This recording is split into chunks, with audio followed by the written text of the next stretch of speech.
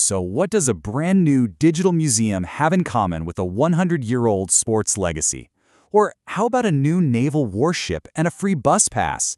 Well, in one absolutely incredible week in November 2025, India saw all of this, and honestly, a whole lot more.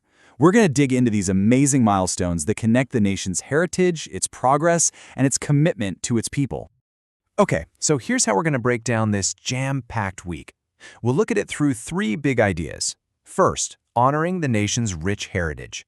Then, we'll see how they're driving national progress. And finally, we'll wrap up with a focus on public welfare. All right, first up, honoring heritage. This week saw two huge celebrations that look to the past to find some serious inspiration for the future. One of them honors heroes who've been overlooked for way too long, and the other marks a full century of sporting glory. Okay, so first, and this is a really big deal, the country inaugurated its very first museum dedicated to the incredible contributions of its tribal freedom fighters.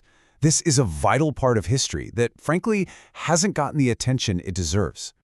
It's called the Shaheed Veer Narain Singh Museum, located in Chhattisgarh, and it's so much more than just a building with artifacts.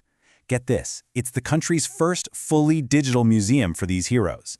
It uses modern tech like VFX and cool interactive screens to bring these powerful stories of resistance to life for a whole new generation. So, from a brand new beginning for history, we're going to pivot to a massive, massive anniversary. The number 100? Yeah, 100 took center stage in the world of Indian sports, marking a century of a truly legendary legacy. On November 7th, 2025, and I mean on the exact 100-year anniversary of the Indian Hockey Federation's founding, huge celebrations kicked off in New Delhi. This was all about celebrating a century of a sport that has just been a massive source of national pride for so long. Okay, so we've looked at the past. Now let's talk about building the future.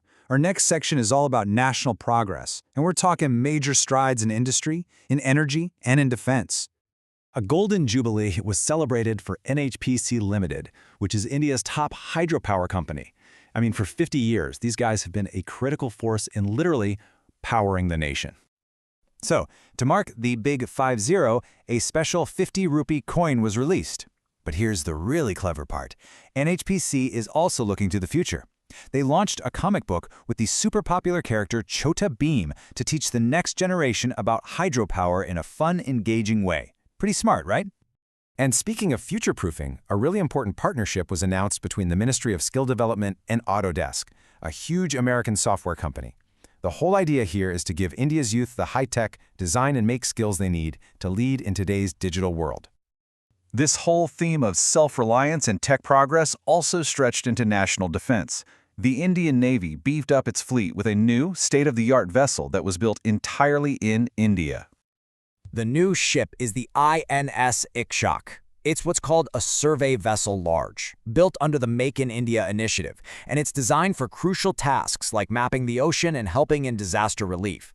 But here's the real landmark moment. It's the very first ship of its class with dedicated living quarters for women sailors.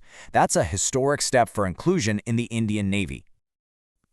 That milestone for inclusion on the INS Ikshak is the perfect bridge to our final section, public welfare. Here, we're going to look at three more developments that focus directly on the health, safety, and empowerment of all of India's citizens. So over in the nation's capital, the Delhi government launched the Pink Saheli Card. Basically, it's a free smart travel pass that gives women and transgender citizens unlimited access to the city's public buses. It's a huge initiative to make public transport safer and way more accessible for everyone. But the focus on public well-being didn't stop with transportation. Early November also happens to host two really important health awareness days, which put a big spotlight on prevention and care. So on November 7th, you've got National Cancer Awareness Day, which honors the birthday of Marie Curie. Her work was foundational for radiation therapy. Then, just 3 days later, on November 10th, it's World Immunization Day, which is all about universal vaccination, an idea pioneered by Edward Jenner. And look, this isn't just about marking a day on the calendar, it's about real action. India has its own massive program, the Intensified Mission Indradhanush, that provides free vaccines for 12 life-threatening diseases, specifically protecting the health of pregnant women and young kids. So, let's just step back for a second. In a single week, We saw India reach back to honor a century of sport and uncover forgotten histories. We saw it push forward with new tech, new skills, and a stronger defense. And we saw it invest in its people, with better access to transport and healthcare. It's like a snapshot of a nation in constant motion, which leaves us with a pretty powerful question.